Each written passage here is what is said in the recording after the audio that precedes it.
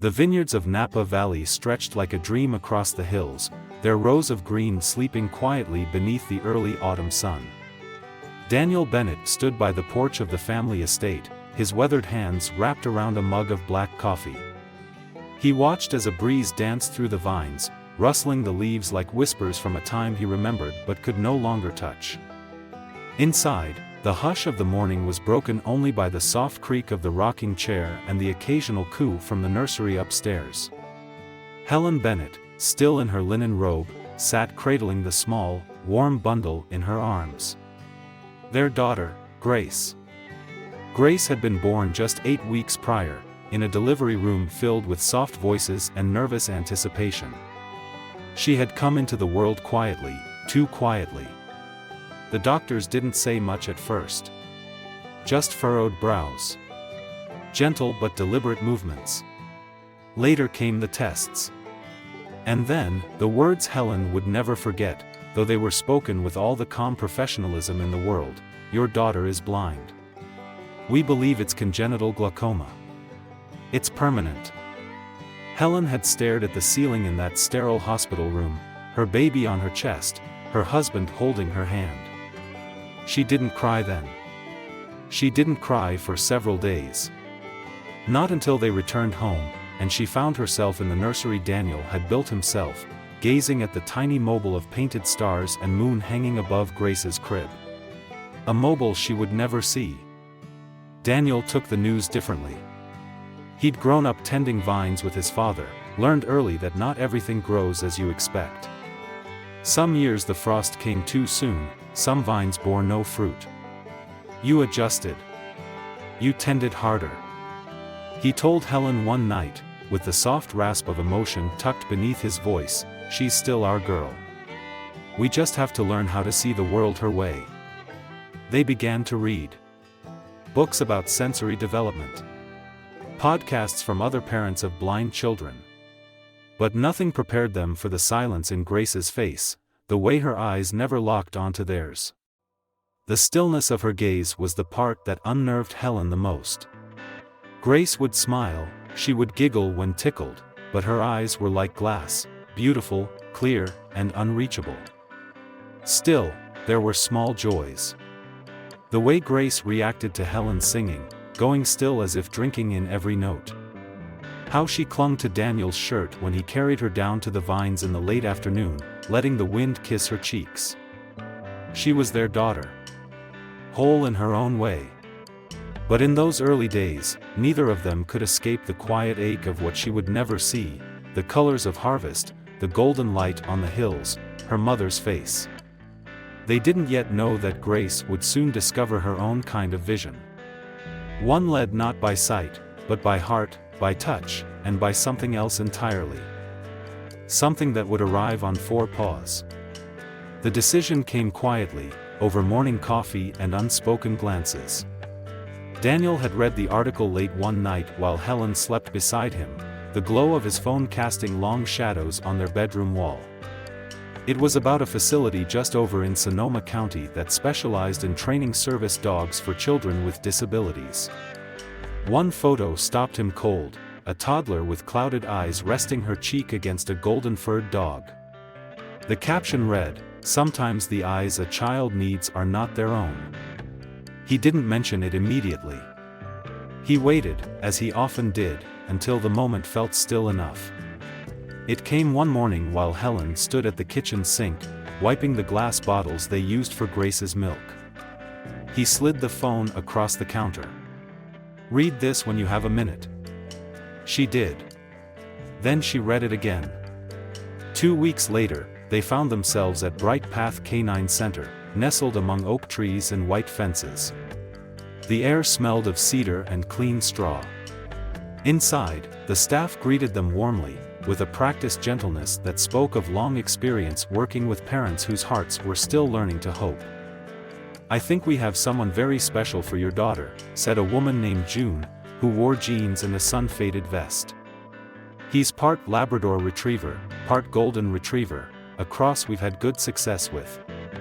Gentle, intelligent, and naturally intuitive. His name was Milo." The moment they saw him, Helen forgot to breathe. He was a honey-colored pup with soft fur that looked like it had been dipped in light. His paws were slightly too big for his legs, giving him a clumsy sort of grace.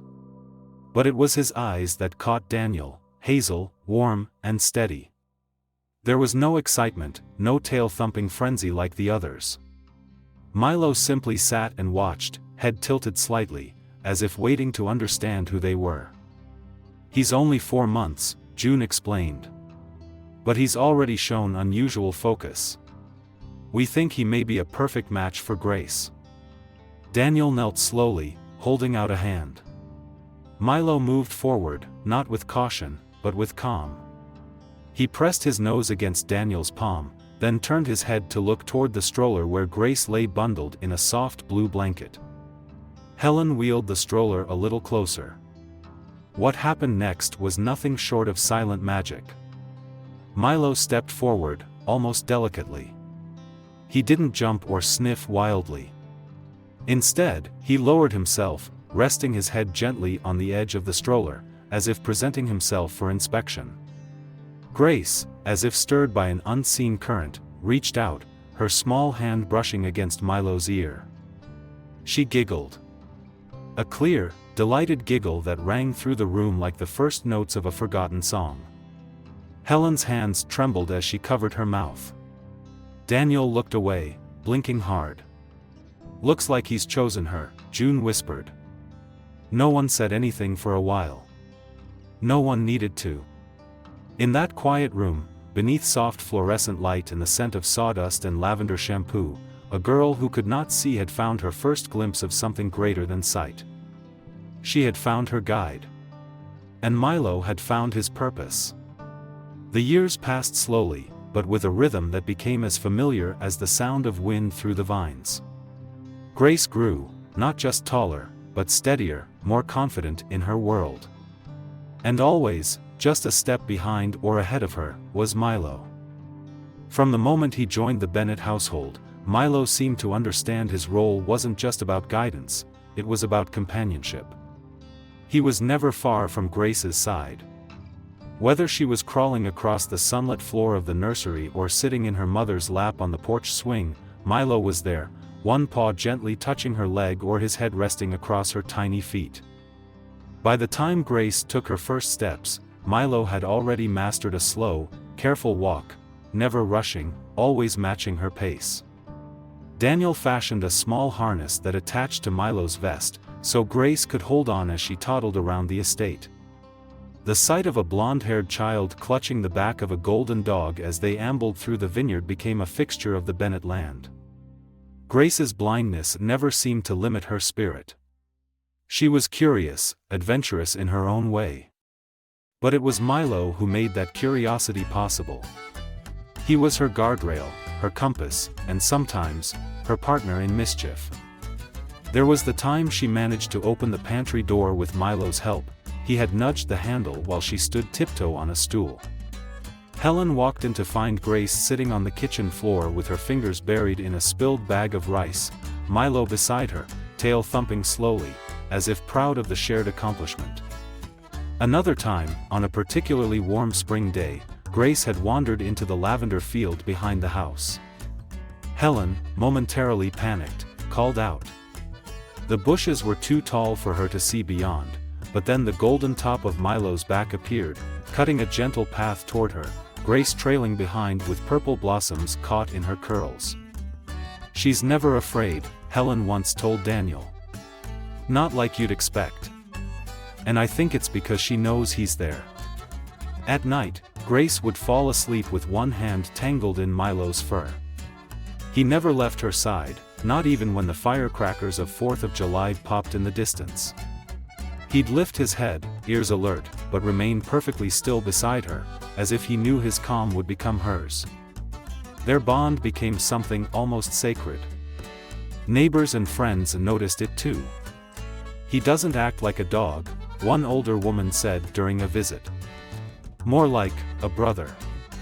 And maybe that's what he was. Not just a guide, not just a pet, but Grace's constant companion in a world without light. Where other children learned to follow the sun and the stars, Grace learned to follow the sound of Milo's breath, the rhythm of his gait, the safety in his silence. Together, they didn't just grow up. They grew forward.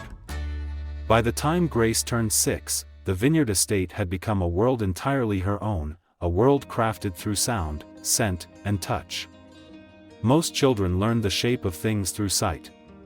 Grace, guided by Milo, learned through the warm press of sunlight on her cheek, the crackle of dry leaves beneath her shoes, and the soft tug of the wind in her hair. Each morning, after breakfast, Grace would sit on the porch steps with her arms around Milo's neck, her forehead resting lightly against his. That's how she liked to begin her day, listening. She could tell the difference between a sparrow and a jay, between the rustle of grapevine leaves and the swish of the cypress trees in the driveway. Milo didn't move during those quiet minutes. He'd simply sit beside her, still and steady, as if holding the silence just long enough for her to hear it all. Grace was now enrolled at a small arts-focused learning center about 30 minutes from the estate. It was a school that welcomed children with all kinds of abilities, and the teachers, especially Mrs. Lindell, her music instructor, were patient and open-hearted. Each day, Milo would guide Grace down the long path to the car. He waited quietly during the ride, and once they arrived at school, he would don his blue vest and lead her through the front gates with an ease that left onlookers staring. He knew when to stop at a change in flooring, when to wait for her to tap her cane forward, and when to press gently against her leg to signal a curb or step. He was more than a guide, he was a silent translator between Grace and a world she couldn't see. The other children were fascinated by him. Some would ask to pet him, and Grace, always polite, would explain that Milo was working and couldn't be distracted. She didn't say it with sadness, but with a kind of pride, as if she knew she was part of something quietly noble. Milo never barked, never growled, and never strayed. But he would rest his head on Grace's lap during story time or sit with his back pressed against her legs during music class. He seemed to know exactly how to be present without being disruptive. One afternoon, while the children painted outside using their fingers and natural dyes, Grace sat on a bench with her hands on the page of a Braille typewriter. She wasn't interested in painting. She was writing. The piece was a poem. She titled it, "My World is Soft." She wrote, "I don't see colors like you do. But I hear the green in the trees. I don't watch birds fly. But I feel their wings in the air." She ended with, "And I don't see light. But I know where to go. Because my eyes are golden. And his name is Milo." It was pinned to the wall of the school's entrance the next day. And just below it, a child had drawn a crayon sketch of a girl holding onto a dog with sunshine-colored fur. By Grace's 7th birthday, the Bennett estate had become more than a family home, it was a sanctuary. The vines had grown tall that season, full and heavy with fruit. Birds nested along the stone fences, and lavender bloomed in wide, lazy waves near the edge of the property. It was the kind of place where people didn't lock their doors and neighbors brought over fresh pies, just because. But even the most peaceful places are not immune to the world's shadows. It began with rumors. Helen first heard it during a visit to the local farmer's market. 2 women stood whispering near the honey booth. "Third house this month," one said. Same story. They wait until the families are out or asleep. Rich homes, big properties. Easy targets. Helen felt the words settle like a stone in her chest. Later that evening, Daniel turned down the radio in his truck when a breaking news bulletin came over the speakers. Another home just 2 miles down the valley had been broken into, safe emptied, electronics gone. The family had been inside, asleep. "I'm not liking this," Daniel murmured that night as he double-checked the window locks. Not one bit. But the house didn't feel any different. The lights still flicked on at dusk. Grace still laughed during bedtime stories. And Milo still slept, nose tucked under his paw, at the foot of her bed. That is, until the night he didn't. It started around 2 a.m., when the quiet of the vineyard was broken by a low, unfamiliar growl. Daniel was the first to stir, eyes snapping open at the sound. He sat up slowly, listening. The growl came again, low and rumbling, from the hallway outside Grace's room. He reached for the flashlight and moved swiftly but carefully, heart pounding. Milo stood outside Grace's door, his body tense, head low, ears pulled back. The growl rose again, deeper this time, vibrating through the floorboards. "Milo," Daniel whispered. "What is it, boy?" The dog didn't look at him. His eyes were fixed on the side window that overlooked the back garden. Daniel followed his gaze and saw it, the faintest flicker of movement in the dark. Someone was out there. He moved quickly, heart now thundering in his chest. He checked the side door, it was locked, but there were fresh scuff marks near the handle. As he flicked on the floodlights, the backyard lit up in a cold wash of white. Empty. Whoever it was had gone. By the time the sheriff arrived, the intruder had disappeared. No damage. No theft. Just footprints in the lavender beds and the uneasy stillness left in their wake. "Might have just been scouting," the sheriff said, stroking his chin. "Testing the waters." That night, Grace didn't stir once. But Milo stayed awake by her bed, his ears alert, every muscle tight. From that point on, things were different. Milo no longer followed Grace with the relaxed pace of a family dog. He moved like a sentinel now, watchful, deliberate. Trouble had arrived in paradise. And Milo knew. The break-in came 4 nights later, just after midnight. The vineyard slept under a sky dusted with stars. The air was dry and still, and the hum of crickets filled the silence between the vines. Inside the Bennett home, everything was as it should be, Helen asleep with a book still resting on her chest, Daniel lightly snoring in the room across the hall, and Grace curled up in her bed with Milo lying at her feet. Until Milo rose. It was sudden, almost like a signal had gone off in his mind. He stood sharply, ears up, body alert. He moved to the window, nose pressed to the glass. Then came the sound, quiet, but deliberate. A soft click. The unmistakable creak of the back door being eased open. Milo growled once, low and deep. Grace stirred. "Milo," she whispered. He didn't respond. Instead, he moved to the door and planted himself there, muscles taut. Grace sat up in bed, confused but unafraid. She had never heard Milo sound like that before, not at a thunderstorm, not at fireworks. Downstairs, Daniel heard it too. This time, there was no hesitation. He grabbed the old hunting rifle from the hall closet and slipped into the hallway, heart pounding. Helen was already sitting up in bed, her eyes wide with fear. Outside, 2 shadows moved through the kitchen. They were quick, methodical. Dressed in black, gloved, and quiet. One carried a crowbar. The other a bag already half full. Daniel reached the stairs and froze. From above, he could just make out the shape of a man near the base of the stairs, heading up. And then came the growl. It erupted through the house like a siren. Milo was standing at the top of the stairs now, his teeth bared, eyes locked on the intruder below. Grace, behind him, pressed her hands to her ears. She couldn't see what was happening, but she could feel it, something terrible had entered her home. "Back up," one of the men hissed. "Dogs on alert." But it was too late. Milo charged. With a sudden burst of speed, he launched down the stairs, a blur of golden fury. The man at the bottom barely had time to react before Milo knocked him off his feet, pinning him with surprising strength, teeth inches from his throat. The second man turned to run, but found Daniel waiting, rifle raised. "Try it," Daniel growled. "See what happens." Within minutes, the sheriff had arrived. Both intruders were cuffed and taken away, their faces bloodied, their pride bruised. One had bite marks on his arm. The other limped from where Milo had taken him down against the counter. Back inside, Grace sat on the floor beside Milo, running her small hands through his fur. "Did you stop them, Lolo?" she asked softly.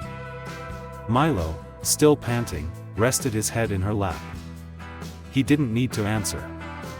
In the darkness, in the moment when it mattered most, he had not only guarded her steps. He had defended her life. The morning after the break-in, the sun rose quietly over Napa Valley, casting a pale gold across the fields. But inside the Bennett home, light took on a different meaning. The living room was still cluttered with evidence bags and fingerprint dust. A shattered vase lay swept into a corner. The doorframe bore fresh scuff marks. But the house was whole. More importantly, everyone inside was safe. Daniel stood by the porch, speaking with the sheriff, who had returned to check on the family. "We've had our eyes on that pair for a while," the sheriff said. "Been casing homes from here to Calistoga. But your dog," he paused, glancing toward the house, "your dog made sure they won't be breaking into anything else anytime soon." Inside, Milo lay on his side atop a folded quilt near the fireplace. His left flank had a thin bandage where the intruder's boot had caught him during the struggle, but he showed no signs of pain. He didn't limp. He didn't whimper. He simply watched Grace as she moved about the room, her hand trailing along the couch, her cane tapping softly against the rug. Grace's cheeks were still flushed from all the attention. Reporters had already called.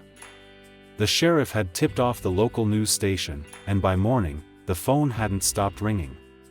Helen declined most requests, but when Mrs. Lindell, Grace's music teacher, reached out about sharing the story at a school assembly, Grace nodded with a shy smile. "I want to tell them what he did," she said, her voice quiet but clear. So, the following week, Grace stood on the stage of the school's multipurpose room. Dressed in a soft blue sweater, her blonde hair pinned back with a clip, she held her cane in one hand and Milo's leash in the other. The room was full. Students, teachers, parents. Even a few local reporters in the back with cameras. "He saved me," Grace said simply. "When I couldn't see the danger, he could. That's what Milo does. He shows me what I can't see. He listens for me. He waits for me. He makes sure I'm never left behind." She paused, gently patting Milo's head. "And I don't know how he knew, that night, but he did. He knew I was in danger. And he didn't let them hurt me." The room was silent for a moment, then applause began, first a smattering, then a full swell. Grace couldn't see the faces smiling at her, but she could hear the warmth in the sound. She leaned down and whispered something to Milo. He didn't move, but his tail thumped once against the floor.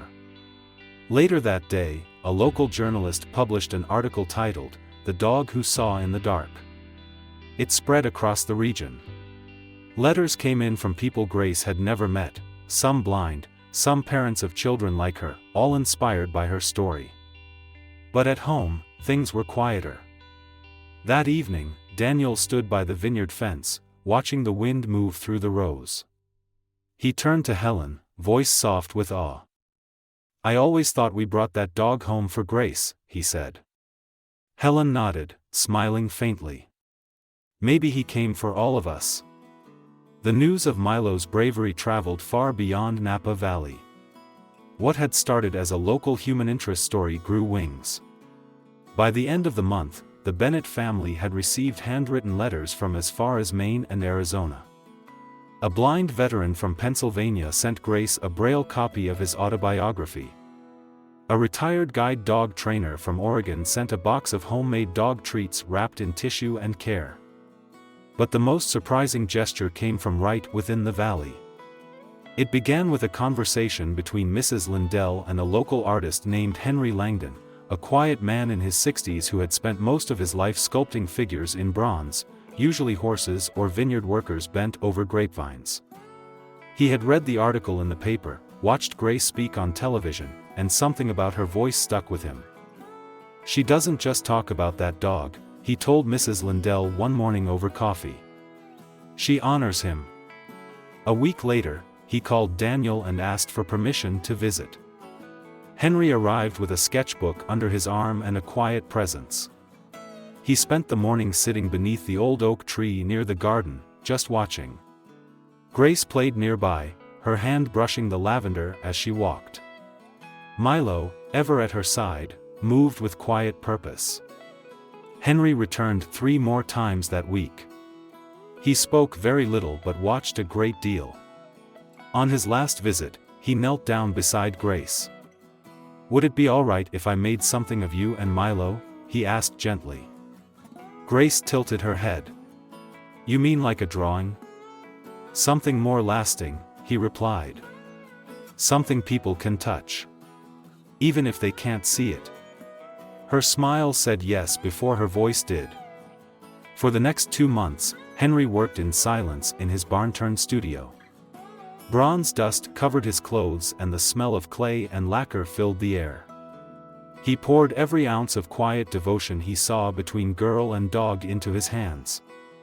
When the piece was finally unveiled, it was done without fanfare, just a small gathering beneath the arbor at the vineyard edge. The sculpture stood no more than 3 feet tall. It showed Grace seated on a low stone bench, her hand resting lightly on Milo's head. She wore a soft, contented expression, her eyes turned slightly upward. Milo stood beside her, his posture proud, yet relaxed, alert, but gentle. The detail was exquisite. Even the leash, carved in delicate bronze loops, seemed to hum with motion. At the base was a simple inscription: "The second set of eyes." Grace stepped forward and touched the cool bronze, her fingers trailing along Milo's back, then her own likeness. She smiled. "It feels like us," she said.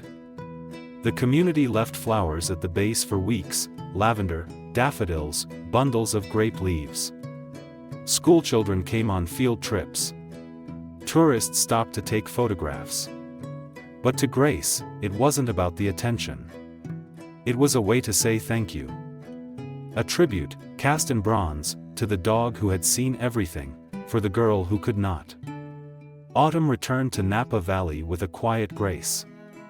The vines, once bursting with fruit, now stood bare, their leaves turning rust and gold. The air had grown cooler, sharper, carrying with it the scent of harvested earth and chimney smoke. Life on the Bennett estate had settled back into its familiar rhythm, but with a new kind of stillness. A deeper peace. Grace was 8 now. Older in years, yes, but somehow older in spirit too. She spent her mornings as she always had, walking the rows of the vineyard with Milo. But now, when she placed her hand on his back, she did so not as a child reaching for guidance, but as a friend walking beside another. The events of that night, the break-in, the danger, the courage, were no longer something people whispered about. They had become part of the family's story. And in time, part of the town's. Helen sat by the fireplace one evening, her lap full of paper and ink. She had started writing again, not poetry this time, but essays. Reflections. One of them was picked up by a regional magazine. It was titled, "When My Daughter Taught Me to See." In it, she wrote, "People think blindness is darkness. But Grace showed us that blindness is a different kind of light, a softer, slower one. A light you can't see, but you feel. A light that listens, that trusts, that waits." And Milo was her lantern. Daniel had taken to giving occasional vineyard tours to guests from out of town. He always included the sculpture near the arbor. He never told the full story, just enough. "That's my daughter and her dog," he'd say, with a nod of quiet pride. "They're the reason this land feels different now." At school, Grace was thriving. She had begun composing her own songs, which Mrs. Lindell played on piano while Grace sang in her clear, lilting voice. One song, written after the sculpture unveiling, became her favorite.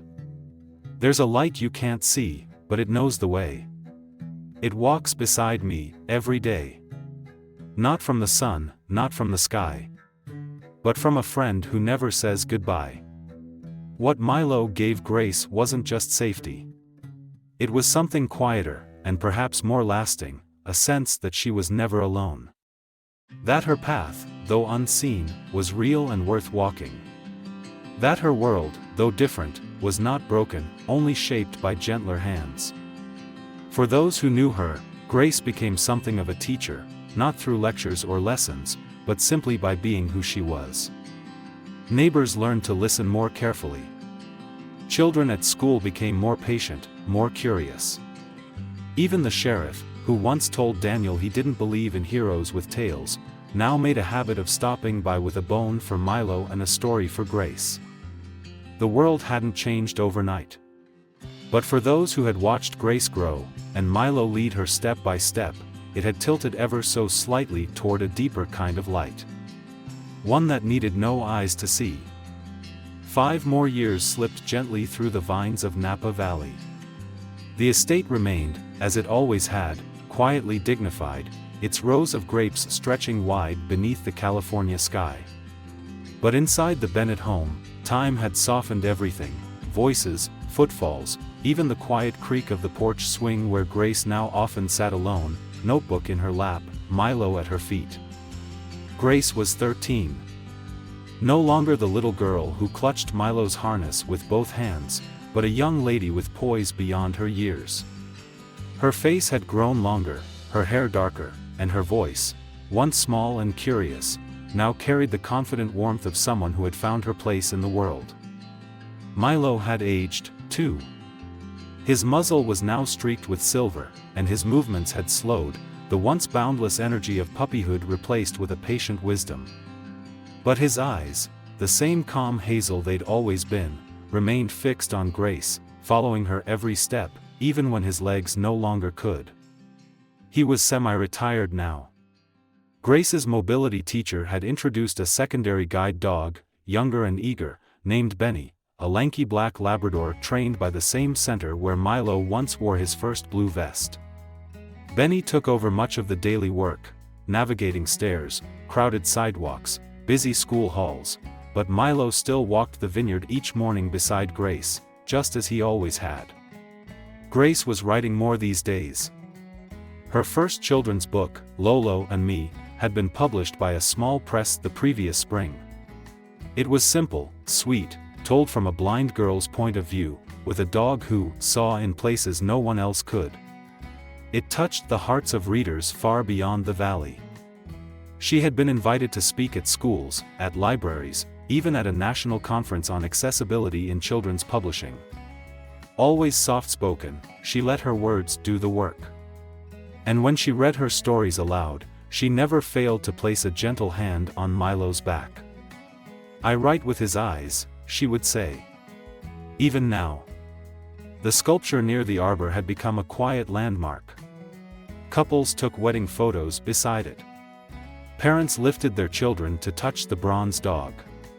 School tours ended there, with teachers telling the story of the blind girl and her brave companion, not just for the drama of the tale, but for the quiet truth at its core: love does not always come with sight, but it always finds a way to see. As the sun dipped each evening, Grace often returned to the same spot beneath the old oak tree. Sometimes she wrote. Sometimes she just sat with Milo, her hand resting lightly on his fur, his breathing slow and steady like an old lullaby.